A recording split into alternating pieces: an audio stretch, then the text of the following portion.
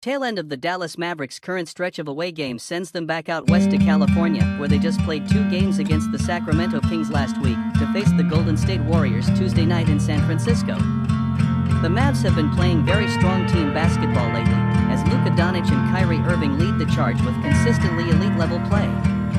There are only 8 games remaining in the regular season, and all of them are going to count, as Dallas is battling for playoff seeding, which will decide first-round matchups, something that could make a world of difference in their upcoming playoff journey.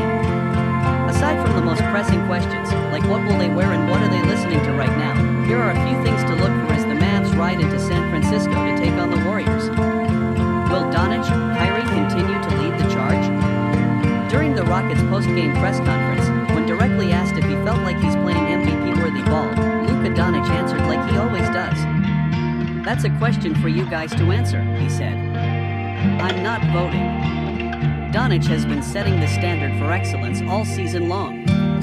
When he has the very occasional poor shooting game, he tends to follow that up with what seems like an oath of vengeance against whatever demigod had suppressed his shot.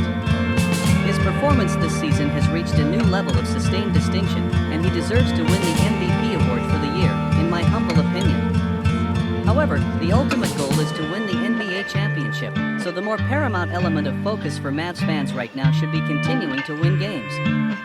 Of course, Dončić's efficiency tends to be the cardinal reason for their success on a night-to-night basis, but that efficiency translates just as well to overall game orchestration, helping secure victory even when he's not the one taking the shot.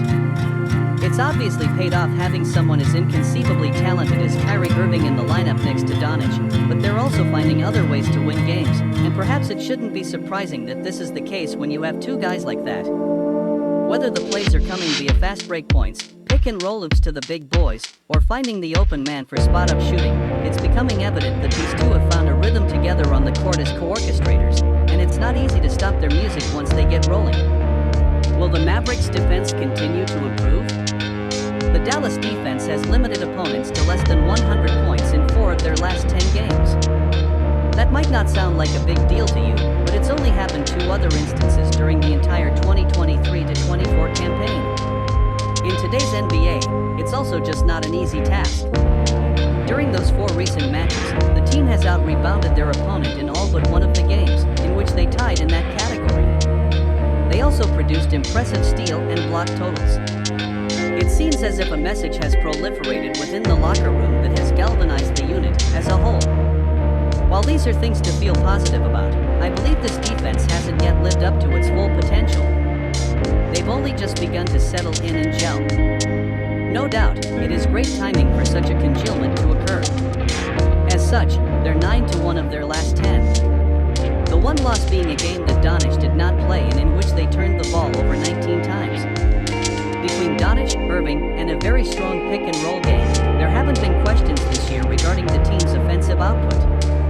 Now that defense is becoming a strong suit as well, the wins are stacking up and they're positioning themselves well to clinch a playoff berth in the Western Conference. ID suggests this is a team that has more control over its destiny than luck does at the moment, and if the defense reaches its ceiling in the next 2 to 3 weeks, there could be a good amount of Dallas basketball left to watch this spring. Can the role players keep it up? Lately, it seems that on any given night, someone different shows up to chip in a solid shooting performance for the Mavericks.